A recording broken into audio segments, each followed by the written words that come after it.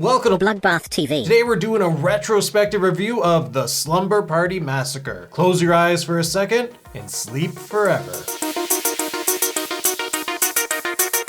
Directed by Amy Holden Jones, starring Michelle Michaels, Robin Style, and an early appearance from Brink Stevens. This movie's about a female high school student slumber party that turns into a bloodbath as a newly escaped psychotic serial killer wielding a power drill prowls her neighborhood. What do we like? I liked how basic it was. It's just a bunch of girls having a slumber party, and there's a guy with a massive drill killing them, and doing it well. You start off with nudity, kill, more nudity, more kills. That's all the film really is. What more could you ask for from a movie called Slumber Party Massacre? The slumber party looked kinda lame, to be honest. Shut up and drink your Kool-Aid. I think the most notable things, and we mentioned this in our commentary because we shot a commentary for Patreon, which you can check out in a link in the description. Their party's odd. Like, they tried to put on a party, but like they put Twinkies around this bowl. They poured Pringles into a bowl, which nobody does. You eat it from the tube or you don't eat Pringles. I think she has a big mouth. Hey, it's not how big your mouth is, it's what's in it that counts. This slumber party had bad news written all over it, whether there was a serial killer or not, to be honest. What do you say we order a pizza? Mushrooms and olives. But that is what is the best charm of this movie. You don't have to overthink anything. There's no red herrings. Right away, you know who the killer is, and you're just basically waiting to see who's gonna survive and who's gonna die. It's an hour and 15 minutes, and it flies by. And while John says like you don't need to overthink it, like you can do in-depth analysis on this movie, and I know that people have because I know there's a lot of like feminist undertones and stuff like that, but we're not gonna dive into that. I'd rather talk about why the fuck is he using a big ass drill? I don't know how he's so stealthy. Let's just be clear here. This is a massive drill that he carries around like it weighs absolutely nothing. And he's like creeping around in his little cowboy boots, climbing through the window when the girls are just there. And I don't know how he's sneaking around, but he's doing a great job. He's like the Sam Fisher of driller killers that Abel Ferrara could not have created himself. Although what I do like about this, he didn't have a stupid battery pack thing on his waist. Anything that plugs into your wall sockets will plug into quarter pack. Valerie wished she had that with her little saw that she was running into the basement to go fend him off with. At least she tried. That's another thing that's nice is like, even though this serial killer doesn't come off as strong and menacing as you would expect from most slashers, the standoffs that he has against the girls who are fighting against them are good because it shows that he's not this like super crazy powered person. Like, he is in the pool scene, but like the girls put up a good fight against him. They hold their own. You know what was my the happiest moment in this film? And I know it sounds weird, when Courtney actually tripped the killer. This is the worst of the killer's sneaky traps. This was my favorite. He's like, I'm just gonna dump the pizza guy's body in the basement and fucking snuggle up and have his own solo slumber party himself. When the coach was walking to her, I was like, Courtney, you shouldn't be doing this. The coach is gonna die. But the fact that afterwards she helped the coach out by tripping the killer, I was like, okay, you're not a bad person. Cause at this point, no one was really a dick. The cast was pretty solid, and I like that we didn't dislike them. You didn't really need that inner turmoil because of how fast-paced this was. In a lot of other slashers, they're not as fast-paced, so you need some inner tension, but it just kept going. You just needed more bodies to kill, or slugs in some people's cases, like that weird neighbor. You on a snail hut? Uh-huh, and it makes 53 tonight. And this is the only good way to get him. What are they affecting? His plants. All his Maui Wowie. Maui Wowie. It wasn't his Maui Wowie, but I did like this. Walked up and smelled it a little bit. He was supposed to make sure everything was okay. I didn't see you anywhere, so I got worried and I came in. I was just checking the house out. It was pretty creepy with his response for I won't tell if you don't let your parents know I scared you to death. What were you in here for? You were doing something weird. As crazy as all these likes have been, I like the score. I know we talk a lot about the kills and the characters and the nudity, but this had a good score with it.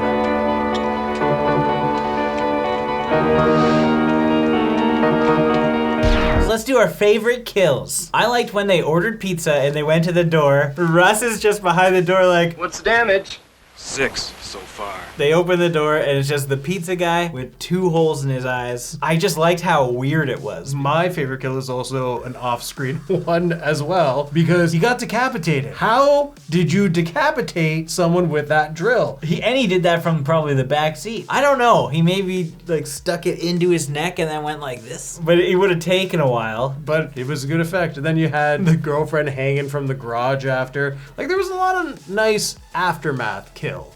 Now, what didn't we like? I didn't really see the point in Valerie's character. I understood that, okay, she was the outcast, she was new to the school, so she wasn't invited to the slumber party. But constantly going back to her and her sister didn't really make sense to me because who cares? There was a massive disconnect between the slumber party and Valerie. She didn't really need to be a part of the film. There's certain things that just you would think would add more to this film, but really it didn't do anything. Like, you have the 2 boys who are like coming into the house to like scare them. They generate like the fake out.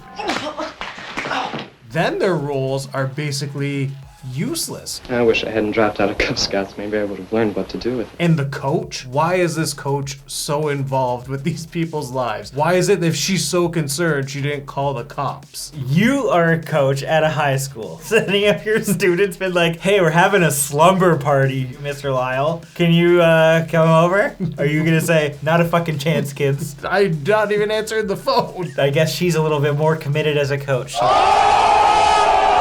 Also, how did Brink Stevens get stuck in that whole school? Are we supposed to assume that Russ came equipped with not only a power drill, which takes 2 hands, and an abnormal amount of chains and padlocks, enough to wrap up all of like the school exits before killing Brink Stevens? Yeah, there's a lot of things that you gotta question here. Even our boys, it constantly walked by the telephone woman's van. After like early on hitting on her and showing strong interest in her, you see the van in the shots afterwards. Like, there really is no logic in this movie. You either have to accept it or criticize the hell out of it. And that's what we're doing. You're a snob. Hey, only the best people are, you know? Also, if you're gonna talk shit about somebody, make sure they're not right beside you. Look, what do you have against Valerie anyway?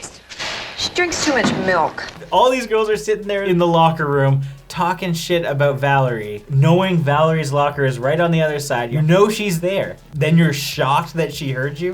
She heard. Another strange thing is the emphasis on like locking the garage door. Like, they made like this strange point. We gotta make sure the garage is locked. The serial killer was not getting in through the garage at all. Did you remember to close the garage door when you brought the wood in? I don't know. They emphasized a few things that didn't really come into play. I forgot to like that one girl who just went for the pizza. So cold.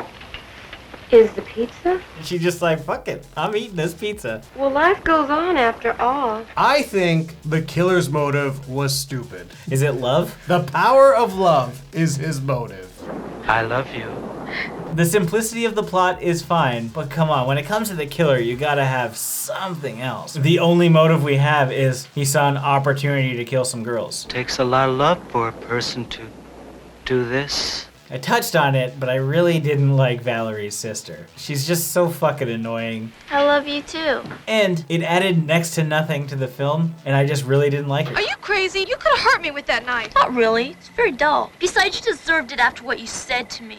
You read those Playgirls, all right? Watch Stallone. Yeah, the fucking Playgirl. You just see a booty looking in the fridge. Oh, Faker, you were beating off boys in the 5th grade. I was not, you creep. Is that why she decided to open the fridge? She didn't want a beer. She wanted to see what... Is there gonna be a Stallone booty in the fridge? Now it's time for our final thoughts and ratings. Slumber Party Massacre is a pretty fun movie. It's one that you can just leave your brain at the door and just watch. It's fast paced, you don't have to think about it too much. There's lots of nudity, there's lots of kills, and a lot of dumb shit to make fun of while you're watching it, to be honest. But if you really wanna dissect it, you have that option too. I liked our cast, and I like that they somewhat made smart decisions and all actually tried to take down the killer when the opportunity struck. I did have issue with just some of the outside characters because I felt they were kind of useless. Well, I think our killer was stupid as all hell. It is commendable that he was able to sneak around with this massive ass drill. If you haven't seen this movie, it's an important watch. You really just want to watch this so you can get to the second one, which is just batshit crazy. But for this one, I'll give it 3.5 peepholes out of 5. I was just putting in your people.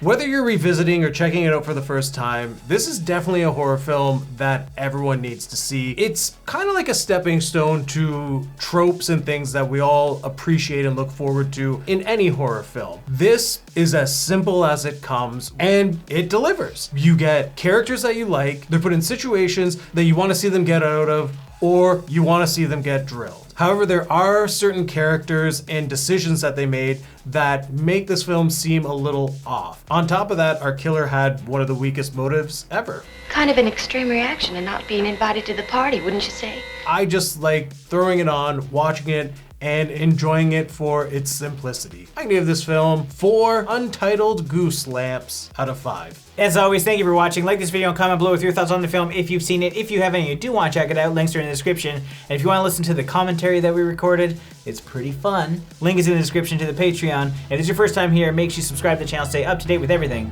Bloodbath TV. And go easy on the Mally Wally.